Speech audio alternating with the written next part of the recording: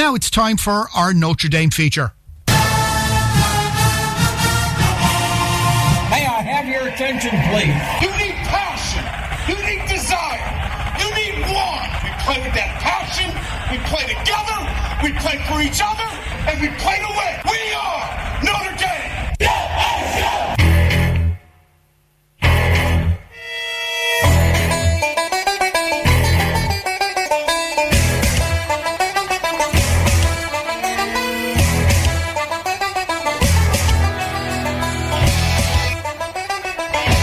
Yes, it's time for the Notre Dame Report, and it's my great pleasure to welcome to the programme for the first time in 2020, Len Clark. Happy New Year to you, Len. Happy New Year to you, Declan, everybody at Dublin City FM, the Notre Dame fans and listeners of Dublin City FM in Dublin. Now, we go into this programme for the first time able to say Notre Dame Camping World Bowl winners 2019. Well, I tell you, we didn't really know what kind of product was going to be put on the field, but Notre Dame came out and dominated with the exception of that first drive. But the defense really set the tone for the ball game, and it was just all Notre Dame from there. They defeat Iowa State by a score of 33-9. They send a message to college football that the Irish are back, and just 7 months away until the start of the 2020 season in Dublin, Ireland. So we're really looking forward to the Irish preparation for that game throughout the spring. Absolutely. Now, we're going to bring a couple of pieces of audio to show you how successful the defence was. A number of punt return fumbles brought about, and in the second case, the ball was recovered straight away by Notre Dame following that fumble. So we'll bring those pieces to you. So first of all, we have Gilman forcing a punt return fumble, and then we have Owusu Koromoa forcing a punt return fumble and then regaining the ball. 4th down and 3 now. Jay Bramlett on the field. He's standing on his own 13-yard line. Tariq Milton, one of the talented wide receivers, is deep for Iowa State on his own 30. Punt is away. Low spiral from the 35. Milton hesitates, spins. Ball's ripped out. He fumbled the football. There's a scrum for it, and the Fighting Irish have recovered. Alohi Gilman ripped the ball out with his right arm. Chase Claypool set that up. Wow, what a play. Purdy rolls out to his left, now sets up. He's in trouble. Keeps his eyes downfield. Fumbles the football. Ball comes out.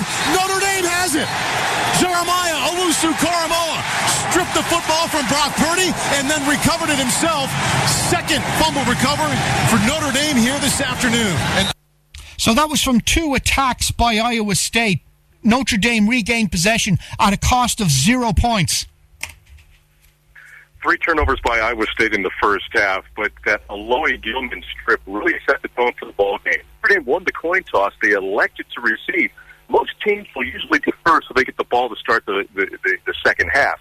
But Notre Dame said, we'll take the ball. New offensive coordinator Tom Rees calling the plays. It was a 3-and-out. They had the punt, but Alohi Gilman strips it. That just kind of reinvigorated the Fighting Irish, and that really set the tone for the ball game as they were able to just capitalize on those mistakes by Iowa State. A good offensive output as well, and it was all Notre Dame afternoon.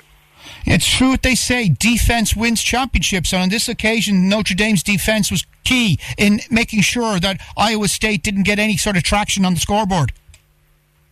Exactly, but the offense played its part as well. Chase Claypool was named the MVP of the Camping World Bowl. He had 146 yards and a couple of touchdowns, but a big play by the Fighting Irish was a long touchdown run by Tony Jones Jr., and that kind of helped his stock in terms of the NFL. We'll talk about some of the moves of the players not coming back next year. But the offense did its part as well, so it was a 1-2 punch combination, and the Fighting Irish walk out with a 33-9 victory in the Camping World Bowl. Now, we're going to start with the first of Chase Claypool's touchdown catches, and it went something like this. 9 talks to his offensive lineman. Now he's back, ready for the snap. There it is. Drops back 3 steps. Stands in, throws to the right side. Chase Claypool in the end zone. Touchdown, Notre Dame. Chase Claypool skied for it, 5 yards deep in the end zone on the right side, just inside, about a yard away from being out of bounds. Came down inbounds for the 24-yard touchdown reception. That put Notre Dame 10-zip ahead. Exactly, and Chase Claypool, a lot of people said, why should he play in this game? If he has a chance to go pro, why risk being injured? But he went out and played this game and really elevated his his draft prospectus by showing what he could do as far as a wide receiver. There was speculation that he might make the NFL as a special teams player on kickoff and punt returns, as well as special teams, but he really showed that he is one of the top receivers in college football, and he demonstrated that in the Camping World Bowl. Now, there was another punt return from Owusu Koromoa. Sorry, Tago Vailoa Omosa, I should say. I'm getting my Polynesian, Far Eastern people origin mixed up. And it went something like this. Purdy is in the shotgun. His tailback, Breece Hall, is lined up to his left. Here comes motion from Petway from right to left. Purdy takes the snap, gives to Hall right up the middle. He stops! He didn't get it! Notre Dame's defense there, led by Myron Tungo Vailoa Amosa, right up the middle. Turnover on down. And again, at another crucial point in the area, at a time in the game when Iowa State could have made another mark on the scoreboard, they get turned over again. Well, they were in striking distance, and they were going for it on 4th and 1, which means if they make the first down, if they get that yard, the drive continues. But if they don't, they turn the ball over to Notre Dame on downs, and so Myron, you can pronounce the last name, stepped in the hole and stopped the Iowa State runner, got Notre Dame the ball back, and really took some of the wind out of the sails of Iowa State on that play. Because at that stage, Notre Dame weren't that far ahead, and it could have been a real turning point in the game had Iowa State been able to get a touchdown at that stage of the proceedings. Exactly, because Iowa State was holding their own defensively and forcing Jonathan Dorr to kick the field goals, and he could have vied for most valuable player in terms of the Camping World Bowl. I believe he kicked 4 field goals in the game, and so Iowa State was in striking distance, but then toward the end of the ball game, Notre Dame had some separation coming up with that 33-9 victory. And we're going to finish with the final crowning moment of Chase Claypool's scoring career as a student in the colours of the Fighting Irish. Here it goes. Ian Book drops back, looks for Claypool, holds the ball, still holding it, lifts it down the middle of the field. Claypool catches at the 7, down to the 2, reaches for the end zone. Touchdown, Notre Dame.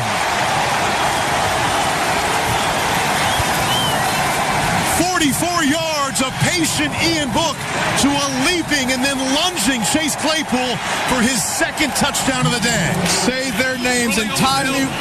Touchdown. Say their names and time me while I say it, because that's how much time Ian Book had to throw. Liam Eichenberg, Aaron Banks, Jared Patterson, Trevor Rulin, Josh Lugg. That much time. Previous plays under further review. And that touchdown counted, and it was his last score for the Fighting Irish in the colours of Notre Dame. I'm going to miss this kid when he moves on. Well, he's going to play at the next level, so you'll be able to see a lot of him when he plays on Sundays in the NFL. But the Fighting Irish finished the regular season with an 11-2 record. The final polls will be coming out after the national championship game, but I don't believe Notre Dame will crack the top 10. They're rated number 15 right now, but I do see them rising up to about number 12. And that's really a statement. A lot of two-team losses, two lost teams do not crack a top 10, but the way that college football has played out this year, and taking a look at some of the other bowl games, it showed that Notre Dame was one of the better teams on the field over the holiday period. There's a couple of teams with almost 500 averages reach bowl finals, if I'm not mistaken. Well, if you have 6 wins, you're bowl eligible. Now you're not going to play in a New Year's 6. And that was a goal that Notre Dame wanted to do this year, is to play on New Year's Day. And unfortunately, because of the conference affiliations, Notre Dame was not able to do so. It's good to be Notre Dame because you do at times use that power to leverage yourself into a big bowl. But when you have 2 losses and you're affiliated with the ACC conference, they went with Virginia to play in the Orange Bowl, and so it's sometimes bad to be Notre Dame. So it's very important for Notre Dame as an independent to run the table. And so really this Camping World Bowl is much like a public relations campaign. It's really the evaluation of the start of the next year's program. So the game last week in Orlando was really the start of the 2020 football season.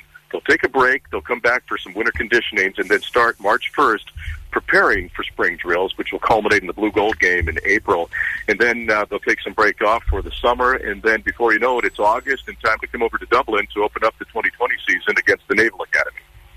Now, also being in a bowl final of any description is also important for the point of view of recruiting going forward. So there's some kid watching this Camping World Bowl final, it possibly going to be playing in the colours of Notre Dame maybe in 2023 or 2024, who would probably decide after liking what he saw on the TV that when the recruiters from Notre Dame come calling, he's going to say yes.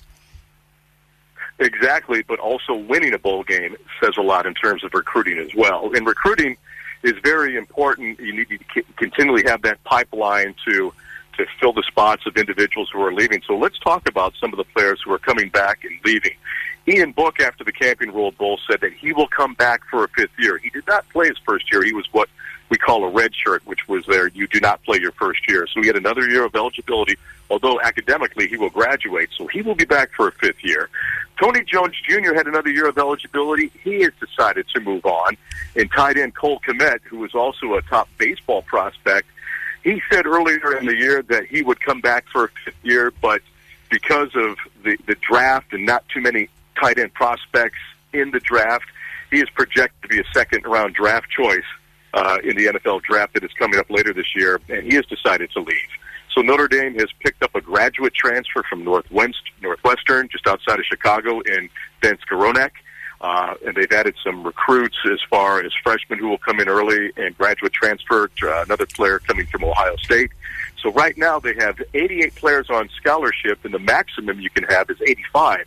So between now and the game in Dublin, they need to pare it down by 3 players. So some people will decide to leave. Some might be a medical injury and they cannot continue their football playing days, or some will decide to leave. So it'll be interesting to see over the next couple of months how that roster shakes out. Okay, so at the moment there's three too many, shall we say, on the basis of the rules, and by the time we get closer to the Dublin situation, that'll be well sorted out.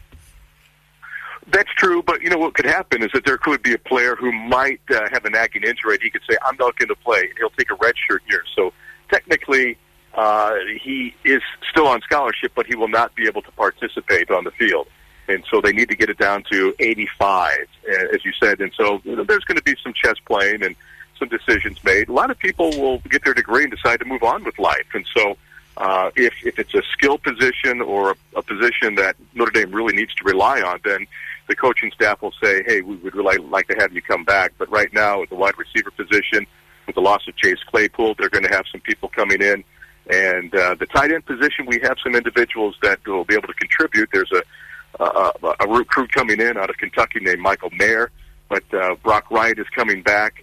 And so it's not the type of player Cole Kmet is right now, but they'll get there. And so that's why we have the winter conditionings and the spring practices to get those individuals up to a level of a Chase Claypool and a Cole Kmet. Now, so there's going to be, 2 or 3 guys definitely leaving, but there's room for 3 more. Well, you have the individuals who are seniors who are graduating, like Chase Claypool. And so, but the players that decided to leave early, and even though they had eligibility, were Tony Jones Jr. and Cole Kmet. The other individuals leaving are due to just playing their 4 years and moving on. Or in the case of Chris Fink, he had a 5th year, and so he is graduating. And so that's college football, but Notre Dame has got a great recruiting class, and they've got a couple of those graduate transfers coming in. They've also got a very good recruiting class for the class of 2021. And so Brian Kelly right now wanting to end his career at Notre Dame, looking at a contract extension that will take him up until, I believe, 2023. And so right now that foundation is poured, and right now they're looking for self-actualization. But Brian Kelly lost that national championship. And Declan, right now, if you really take a look at it on paper, the next couple of years is really when Notre Dame really can compete for that national title, because they do have the personnel. and the culture. But a couple of other things that need to be addressed right now is there are 2 coaching positions open. Of course, Chip Long parted ways with Notre Dame prior to the Camping World Bowl. Tom Rees, the quarterback's coach, stepped up into that position. It'll be determined whether he is going to be named the offensive coordinator. But then just last week, Todd Light, who was an All-American at Notre Dame and played on the last national championship team back in 1998, he was a defensive backs coach. He has decided to step down and pursue more time to spend with his family and move back to California. So Notre Dame will need to look for an offensive coordinator in addition to a secondary coach. Okay, so a few changes behind the scenes there, though. Coach Kelly is signed on again for another few years. I was just looking at the records there. Coach Kelly has been with Notre Dame since 2010. Yeah, he's been here 10 years, and he's getting very close in terms of all-time victories at Notre Dame to the legendary coach Newt Rockne, who had 104 wins. And right now, I think Brian's got to be up in the upper 80s or low 90s. And so if he does stay on for that contract extension, there's a good possibility that he will leave Notre Dame as the most successful coach in program history. In terms of victories? In terms of victories, but what has still eluded him is a national championship. Yeah. Rockne had a number, Frank Leahy had a number, Eric Parsegian, Dan Devine, and Lou Holtz. Did Rockne win 2 or 3 national championships? They did, yeah. Yeah. But, the Notre Dame fans, an 11-2 record at some schools would be celebrated, but at Notre Dame, the bar is set so high that a lot of individuals feel it was a disappointment, and even playing in the Camping World Bowl was a disappointment. But if you take a look at it on paper, what they were able to accomplish, it was a very good year. Now, you take out that Michigan fiasco where Notre Dame was really dominated. If that game goes another way, it's a whole different story. Yeah, and they would have been playing in a different place. Over the Christmas break. Clemson and LSU will compete. Yeah, so LSU and Clemson will compete for the national championship. I believe, I'm kind of losing it right now, but I believe tomorrow. Okay. And so Clemson has really exerted himself and become one of the major forces in college football. And, of course, the quarterback of LSU was named the Heisman Trophy winner. But circle this on your date in November at Notre Dame Stadium next year. Clemson comes to the Fighting Irish Stadium, Notre Dame Stadium, and that is going to be a very popular ticket and one that we're looking forward to covering. So, but everything begins right now. It's starting to get the players conditioned, keep them in great shape, and then introduce the new players with the couple of new coaching staffs and bring in some new perspectives. And it'll be interesting to see what they put on the practice field in early spring. This time last year, of course, Coach Kelly was being linked with a number of vacant NFL jobs, but he's committed to the Fighting Irish cause, which is great to see. But it's the players that are graduating that are going to be the NFL draft. It'll be very interesting to see how they get on in the NFL draft and where they end up and which of them ends up with a contending team, which of them ends up. Of course, the higher ranked they are, the more likely they are to go to a team that's going to tank. Well, you mentioned the recruiting. A lot of Notre Dame players are playing in the NFL, and that really has something to do with recruiting as well, where you can point and say, these are the individuals that came to Notre Dame to play their college football, and look what they're doing now. And so not only the exposure on television, playing in a bowl game, but also to see what players are doing after their playing days at Notre Dame all factor into that recruiting process. And recruiting is a whole different animal. And, I'm interested in the recruiting process, but only when the players get to Notre Dame, because it is such a different perspective, and a player will say they're coming to one school and then they'll decommit. It's like playing chess with a blindfold on, if you ask me. But Irish Illustrated does a great job of covering that with their Canadian reporter, Kevin Sinclair. And so if individuals are interested in following that, just to follow myself on Irish 101 in addition to Irish Illustrated. But it's been a great, successful year for Notre Dame in terms of product put on the field at 11-2.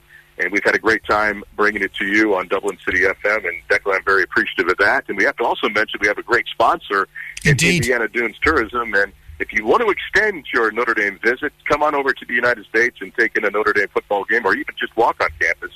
Stop by Indiana Dunes Tourism. It's just halfway between Chicago and the University of Notre Dame, right on the tip of Lake Michigan, where I live. And you can get more information by going to indianadunes.com. And, of course, they also are operating the United States' newest national park. Well, that's something I'm going to have to change, because it was just announced that there is a new national park that's going to be named in Arizona, and I don't know if they've inked that yet. So I'm going to have to change that and say, welcome to Indiana's National Park. Indiana's National Park, okay. Yeah. Well, it's Indiana Jones So Tourism, so why not Indiana's National Park? Well, it's the only one in Indiana, and I believe it's the 65th in the United States, but I do think there's a new one that's coming out in Arizona, and we'll find out exactly what the logistics are on that. But right now, it is the newest national park, and if you're deciding to come over to the United States, come on over and see a little bit of my home state and the Chicago area and the University of Notre Dame. But what's also going to be exciting, Declan, is maybe getting Indiana Dunes Tourism involved in kind of some of the pregame activities when the Fighting Irish come over to play Navy in Dublin, so that individuals might be able to get more information about Indiana Dunes Tourism. Maybe we might have a booth set up over there. And that sounds like a great idea. Talk to Jack Swarbrick. Jack Swarbrick talked about even having some sort of a program where we can introduce American football to the Dublin residents, although there are many savvy Notre Dame fans over there who know a lot about college football and professional football. But just an opportunity for people to get together and to kind of meet and talk about the football game and the football teams, and to learn a little bit more about the Indiana Dunes Tourism and the Fighting Irish.